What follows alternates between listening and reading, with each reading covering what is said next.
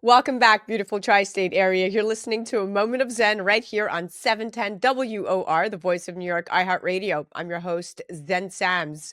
Welcome back to another polished beauty segment. And as always, we're joined by my brilliant co-contributor, Dr. Daisy Ayim. She's a triple board certified cosmetic surgeon and OBGYN who brings her medical expertise to the forefront of beauty, wellness, health, and brains. Today, the topic is one that many of us experience, but just rarely talk about: high-functioning depression.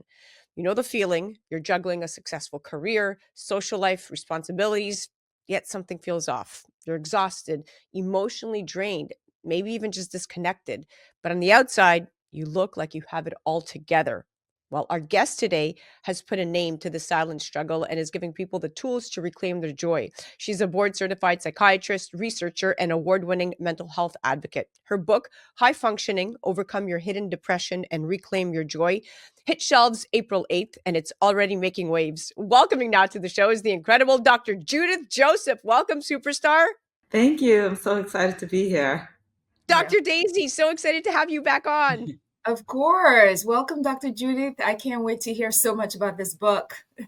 It's nice to meet you both.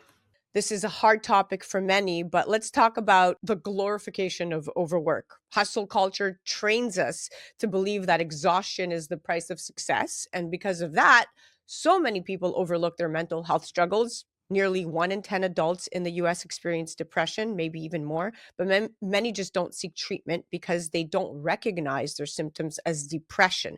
They chalk it up to stress, burnout, or just pushing through. So let's start with the basics. How do we differentiate between regular stress and what you define as high functioning depression?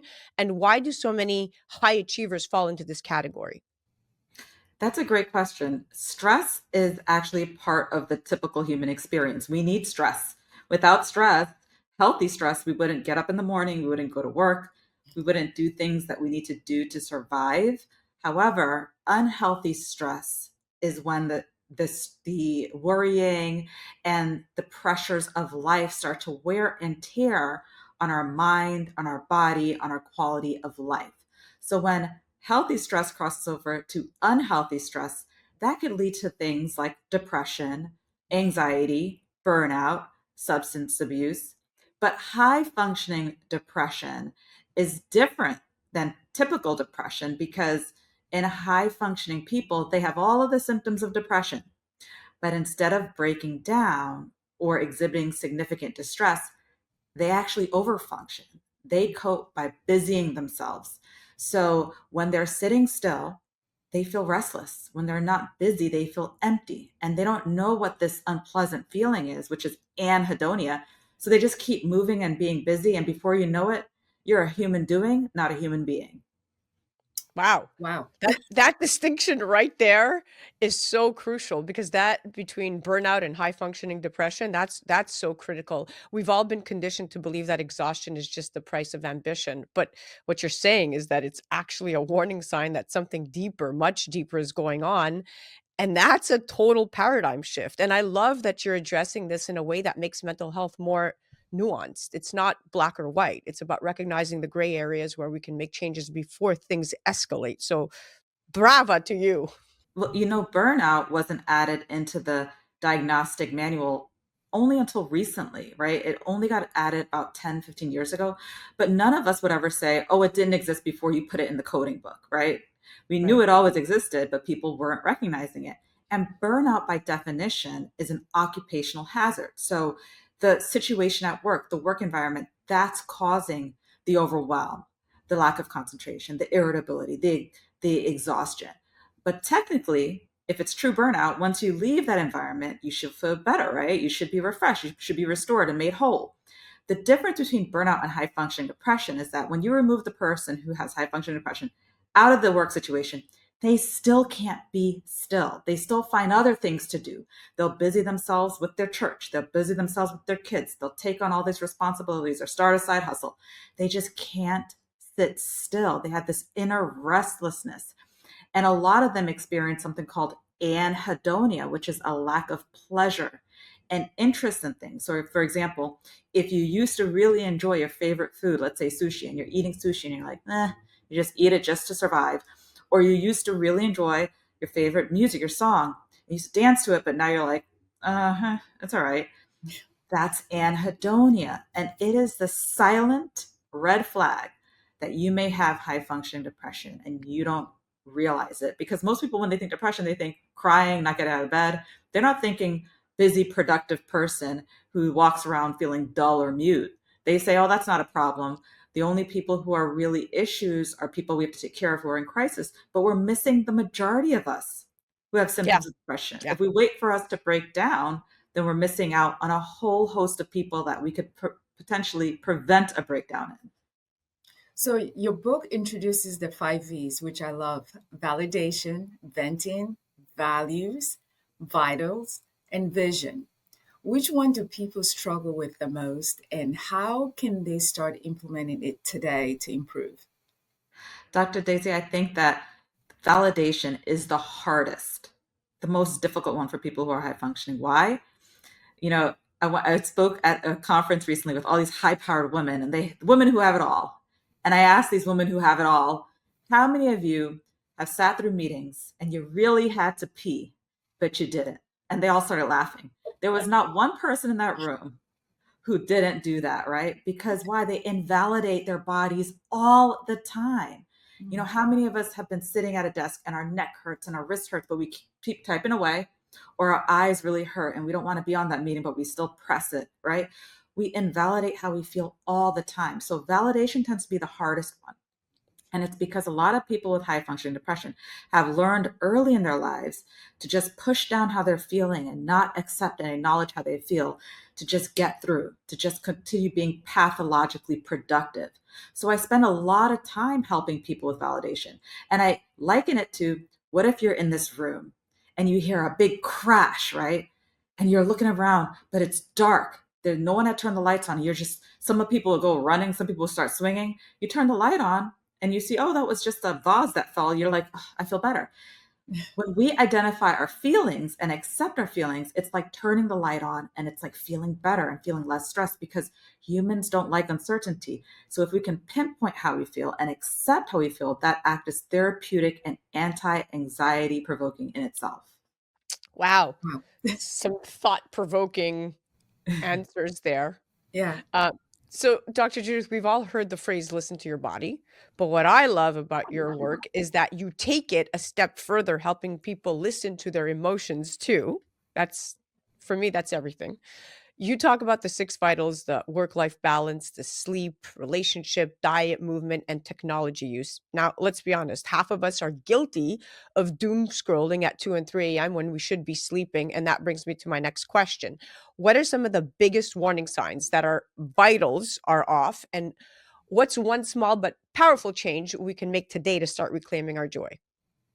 Well, the vitals that most doctors will tell you to look out for, and Dr. Daisy will agree, are getting good movement, getting, good nutrition, less inflammatory foods, less artificial foods, getting good sleep. But there are 3 vital signs that most healthcare providers neglect, and I'm going to teach you how to identify them. The first is the quality of your relationships. The longevity science these days says that the quality of your relationships is the number one predictor of your longevity. That means if you're with someone toxic or in a toxic relationship, they are literally draining your life force. So think about that. Number 2 is your relationship with technology. I truly believe that in the future, there's going to be a whole category of conditions in mental health dedicated to how technology impacts our brain. They're already studying it. At Stanford, they have an entire Zoom fatigue center where that's all they study. How, like, looking at yourself during a Zoom meeting, how unnatural it is. When you talk to someone in real life, you don't see what you look like. There's something very unnatural about it.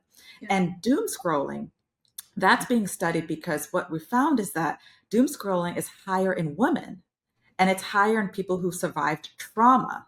And if you think about it, one of the unknown trauma responses that most people don't know, people think flashback nightmares, but one of the unknown symptoms is trying to control outcomes. So what you do is you put yourself in a situation where you're basically being re-traumatized to kind of control the outcome, to see if you can make a difference. So when we watch things online and we're putting ourselves back into these painful situations where we're getting exposure to traumas because we're looking at all these negative things, it's our brain's way of trying to control an outcome. So it's a trauma response. And if we knew that, then we would limit our exposure to things that are traumatizing, right? But it becomes a vicious cycle. And the third uncommon vital sign is work-life boundaries. You know, people with high functioning depression have very unhealthy relationship with work. Their identity is all tied up in their role. They don't know who they are without their role. You ask them, what do you do? You know, who are you? They talk about their work. They don't talk about their values. So there's this real identity shift that needs to happen. Yeah, I mean, I 100% agree with you. You know, Doc, with more people turning to social media, it's everywhere. It's who doesn't have social media? And, you know, some people are using it as advice. You know, they go there and they take information. What would you recommend or have them be mindful of when they log on the social media platforms to receive mental health advice? Well, you know, I'm a part of this team with the WHO, the World Health Organization, called the FIDES influencers, where we are all people who are licensed. They have to prove your license, they have to vet you and look at all your training. And the reason they recruited us, I felt like I was being recruited to like the MI6 or something, you know, but because it's all international and it's super vetted, and you're like, what is this? But it's really to make sure that you're able to provide information to counter misinformation.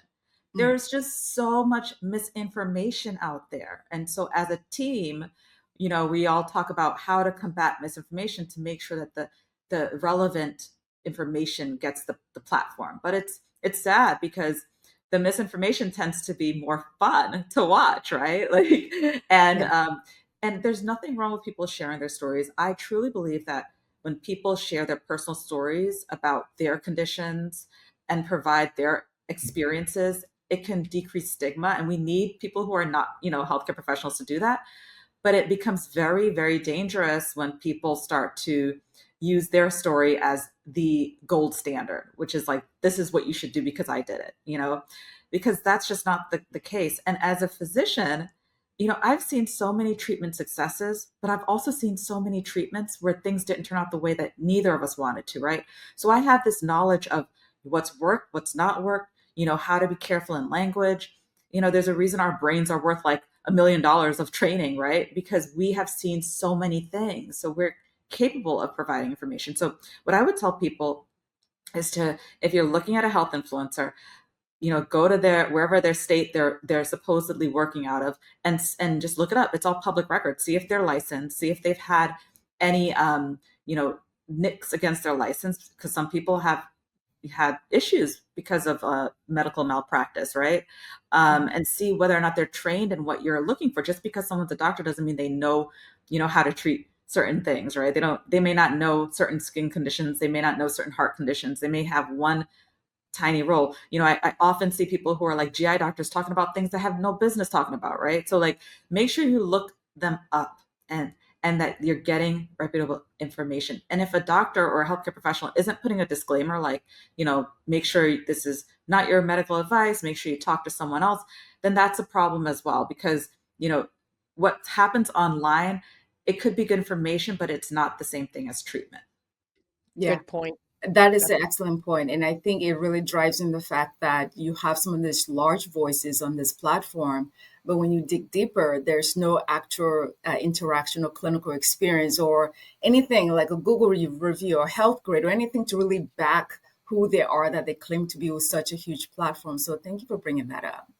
Of Yeah. course. Now, Dr. Judith, one thing that really struck me about your book is how often people mistake productivity for emotional well-being. I mean, think about it, right? If someone is hitting all their professional goals and managing a social life and keeping up appearances, it's easy to assume they're fine.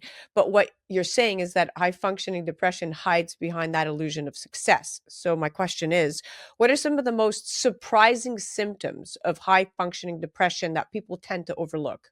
In my research, because I published the only peer-reviewed clinical study on high functioning depression in the world, in my research, I found that there was a correlation between trauma and HFD. So one of the common trauma responses is avoidance, but not in the classic way that you think of like a combat veteran not wanting to go to a certain area because it triggers them.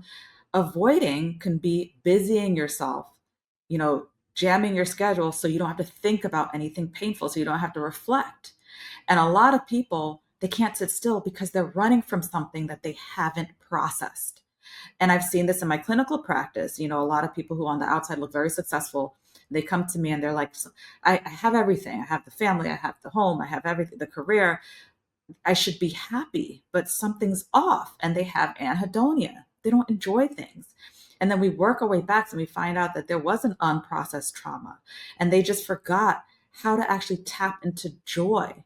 They have this different definition. They're chasing this idea of happy, right? I will be happy when I have the house, I have the car, I have the man, I have the family, but they're still not happy. They keep chasing it versus missing out on joy because they're so busy.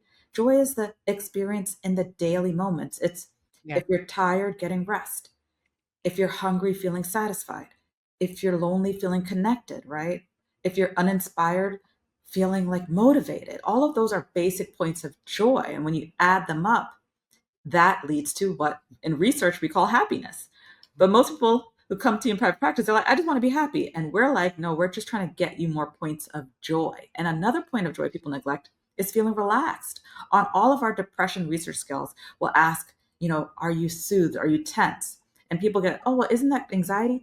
Well, actually being relaxed and not stressed is a point of joy. But many of us are so busy and overwhelmed, we can't access joy because we're so tense. We're so anxious. Yeah.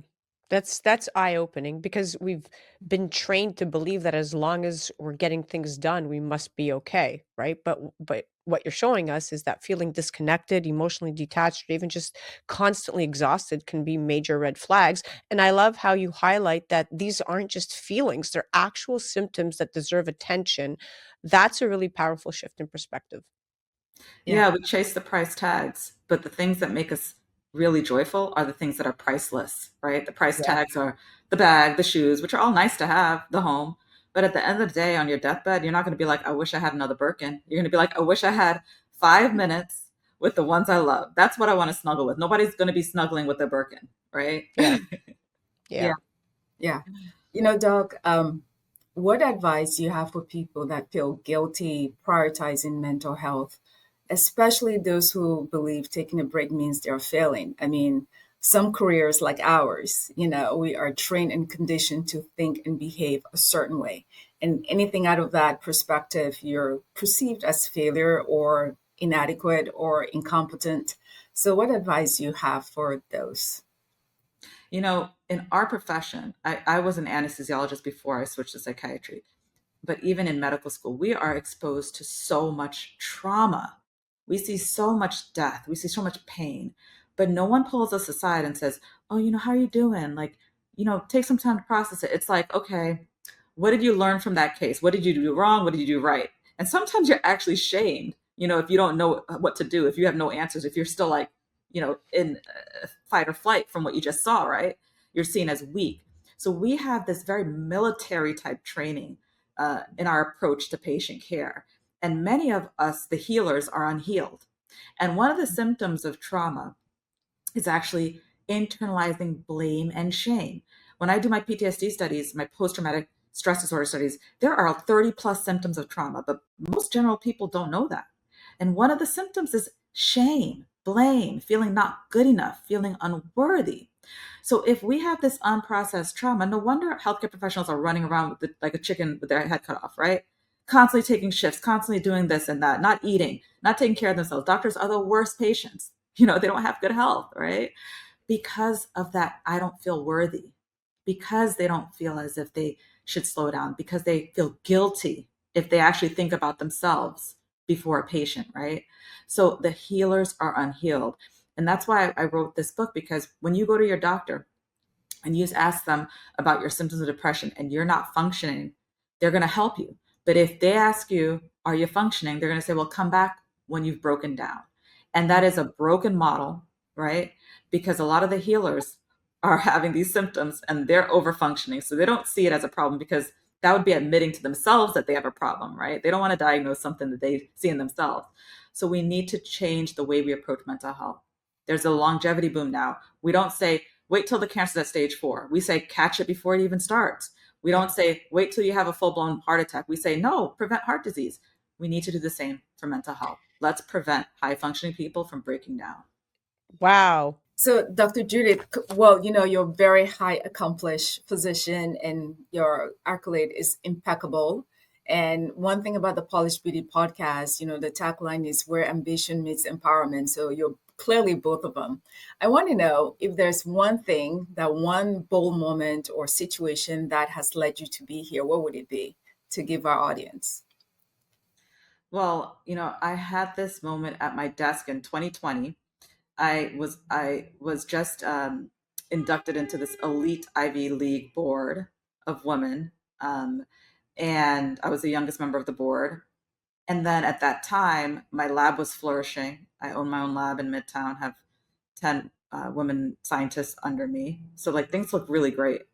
Um, and then I had this cute little kid at home, the perfect doctor husband.